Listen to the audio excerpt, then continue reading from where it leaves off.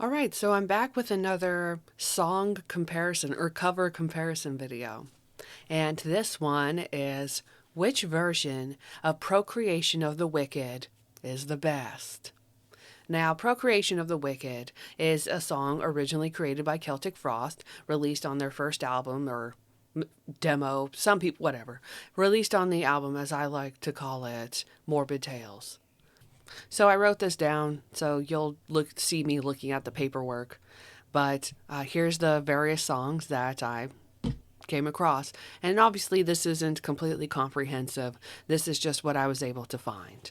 First is Sepultura, who did their version of Procreation of the Wicked during the Roots era. Now, on the original version of Roots, the album doesn't include the song. I think it was on like a later re released version that they include the cover. So, what I thought about this version was that Sepultura made it slower, fatter, and heavier, very sludgy and underground sounding. Max Cavalera probably has the best vocals overall out of all the other song versions of the song, so I'm kind of already ruining this. But Max Cavalera has really great vocals to cover Celtic Frost in general. He has a really great voice to not just imitate or emulate, but to carry on the spirit of Tom G. Warrior, if that makes sense. So I found that Max's vocals were perfect for this. This was perfect for him, in my opinion. This cover was something I would imagine the characters from the movie Return of the Living Dead, Trash, and Suicide. This cover sounded like something those characters would have listened to in that movie. I do personally wish this version was a bit more heavy and evil, but even still, and especially in comparison to the other covers, I found this one to be like 4 out of 5 stars. The second cover is from Newthgrush, and they have technically 2 versions of this, but the first one I listened to by Newthgrush is from the album Live for Nothing, which is a kind of lower quality sounding cover, but I think that it brings the heaviness. I think that it's great in its own way, being slow, heavy, and death metal, instead of what is the original black metal sound from Celtic Frost. The quality of the vocals isn't that great, but I did enjoy this cover and I give it a 3 out of 5 stars. Now, they have another cover, which is from Uncovered Failures, and honestly, I found this one to be okay. Now, the studio, or it's more studio quality, it's better quality, but this one, strangely enough, even though it was slow, heavy, and in that death doom metal sound, I just really didn't prefer this one over the Live for Nothing version. I don't know why. Even still, I found that this version has a mixture of stoner metal with the death and doom, and it was kind of like something I would imagine like an orc singing on a mic. But I give this one a 2 out of 5 stars. Speaking of orcs, the next cover is from a band of orcs from their album War Chiefs of the Apocalypse. It has this early 2000s metal sound, especially vocally. I found this cover to be fun and silly. It's definitely heavy and very likely something Shrek would listen to if he listened to metal. It's not bad, though I do wish the cover could have been a bit more evil, right? I imagine quite literally a group of orcs hanging out outside with, barbecue and drinking beer. It's kind of like an orc barbecue evil lair hangout song. And overall, I give it 3.5 out of 5 stars. Next is a cover by Night Surf. I just came across this band on YouTube. I'm not sure if you could really call it a band. And I was pleasantly surprised with this one. I think that this cover is great. It's heavy, evil, and even a little silly. I'm sorry if you hear my dog in the background, she's just barking at nothing. Anyway, this cover, honestly, in my opinion, stays true to the original. It stays true to the evilness in the original by Celtic Frost. I think it's a shame that the channel slash band doesn't seem to do much anymore, or kind of really much at all, because I found this to be a fantastic cover, and I would totally listen to this on an LP or an EP if they had one. I give this, gosh, I didn't really know what to rate it because I thought this was really, really good. And a part of me wanted to give it 4.5 out of 5 stars. And then another part of me wanted to give it 5 out of 5 stars. I mean, I'll just say 5 out of 5 stars. I really liked that cover. So after that is a cover by order from Lex. I think I spelled this wrong. Lex Amenitier from something. I'll just have to put it on screen. Anyway, this was a slow and heavy cover, and I do give it credit for being high quality. I think it's good and has an element of evilness to it, though I wouldn't actually find myself just listening to this version of the song leisurely. It reminds me more of something you'd hear in the background of a horror movie. I give this cover 3.5 out of 5 stars. Next is Enslaved with their version of the cover, which is on like various releases, but when I listen to it on Spotify, the album attributed to this is In Memory of Celtic Frost. So it's like, I guess, a Celtic Frost cover album, whatever. But I'll be completely honest, I was not the biggest fan of this cover by Enslaved. It takes the slow pace of the original and then somehow makes the song boring, honestly. I originally listened to this on Spotify, though I did see it's also on YouTube. But I'm not sure if Spotify had something to do with the quality of the song. But when I listened to this, I found the vocals were just hard to hear.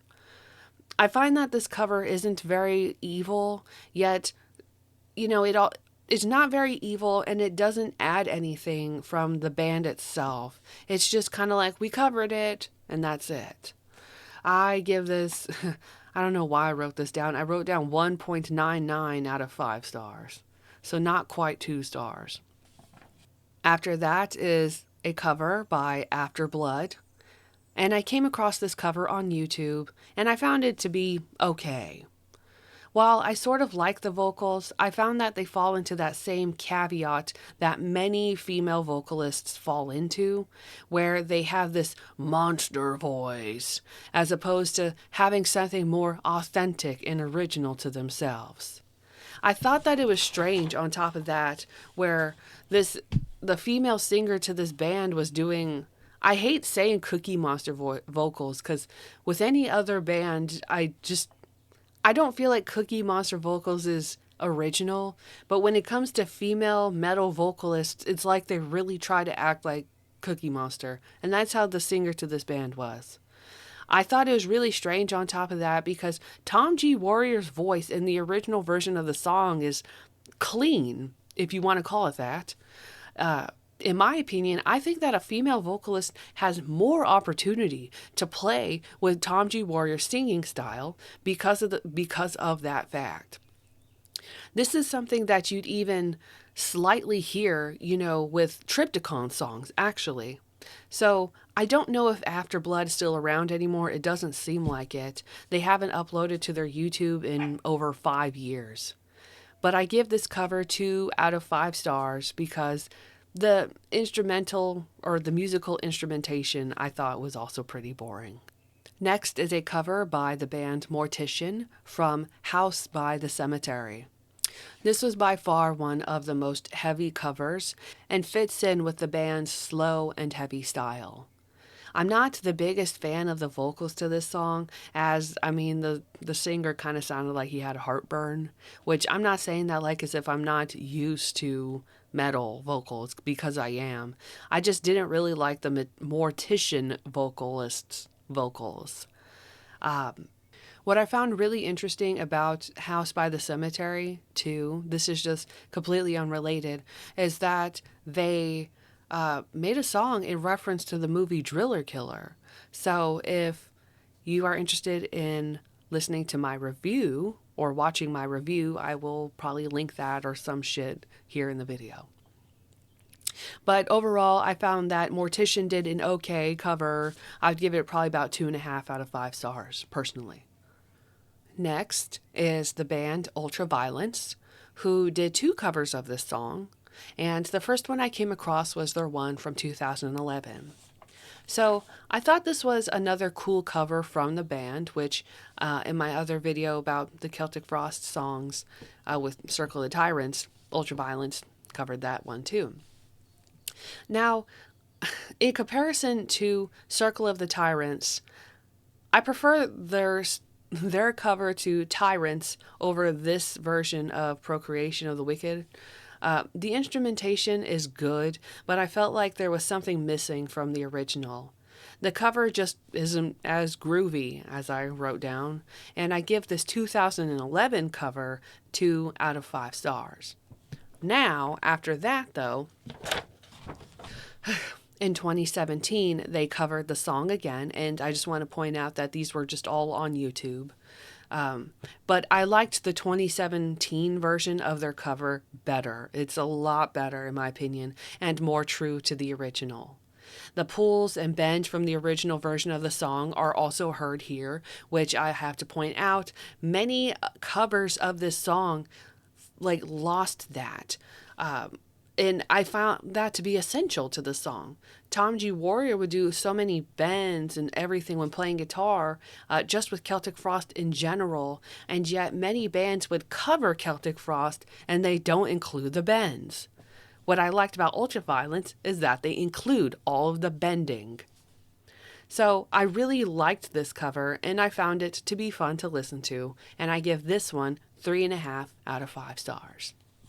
The last cover that I was able to find, that I came across, was from this band called Southern Terror, which I just came across this on YouTube. And apparently they had a 2021 demo. I don't know if they're going to create any more music. But I found this to be a heavy and slow cover with a very high quality sound. The vocals are very guttural and remind me more of a sophisticated way/sound of the Mortician cover, as I had talked about earlier. I really don't have much else to say though about this cover other than that it's pretty good. I give it a 3 out of 5 stars. So I know this might be surprising, but out of all of those bands and their versions of Procreation of the Wicked, there really weren't too many versions that I liked. In my honest opinion, it was hard to find a cover that was, in my opinion, good, really. To me, if we were to go with all of the songs that are released on an album of some sort, the best version would be Sepultura's. I think the best cover would be from Sepultura if you wanted to actually purchase the song, or see something that's on an album, right? But my actual personal favorite that I liked was from that YouTube channel Night Surf, just some random guy on the internet. I thought his version was the best, in my honest opinion. But if we're gonna go with an official band with multiple album releases, then in my opinion, I would say Sepultura, quote unquote, wins. So if you like this video, like it. Consider subscribing and let me know what other songs you would like me to do this for, because I actually really like this and I do have some more. I think the next one I do might not even be for metal. But let me know if you have any other recommendations in mind, because I will definitely check them out. So, see you later.